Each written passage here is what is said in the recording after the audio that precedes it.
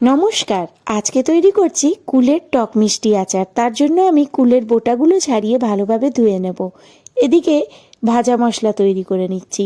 তার জন্য শুকনো লঙ্কা, মৌরি, মেথি, সর্ষে আর অল্প একটু জিরে দিয়ে শুকনো কড়াইয়ে ভেজে আমি ভাজা মশলা তৈরি করে নেব। ভাজা মশলা তৈরি করে তারপর ঠান্ডা হয়ে গেলে গুঁড়ো করে নেব। এবার এই কড়াইয়ের মধ্যেই কুল দিয়ে দিলাম। কুল খুব ভালোভাবে ধুয়ে নিয়েছিলাম। কুলের সাথে আমি এখানে চিনি দিয়ে দিচ্ছি।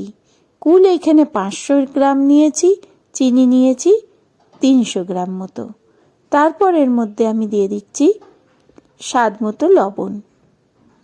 কিছুক্ষণ নাড়াচাড়া করে নেওয়ার পর গ্যাসের ফ্লেম লো করে ঢাকা আটকে আমি 10 মিনিট মতন এইভাবেই ছেড়ে দেব।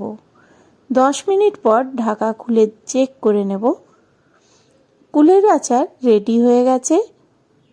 এবার আমি গ্যাস অফ করে দেব। কিছুক্ষণ রাখার পর যখন দেখলাম কুলের আচার ঠান্ডা হয়ে গেছে, তখন আমি ভাজা মশলা গুঁড়ো করে ছড়িয়ে দিলাম।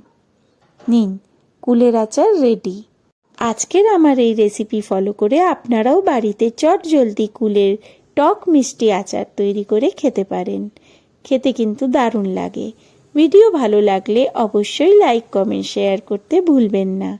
নতুন বন্ধু হলে আমার channel cook star moon subscribe করে আমার পাশে থাকার অনুরোধ রইল। সবাই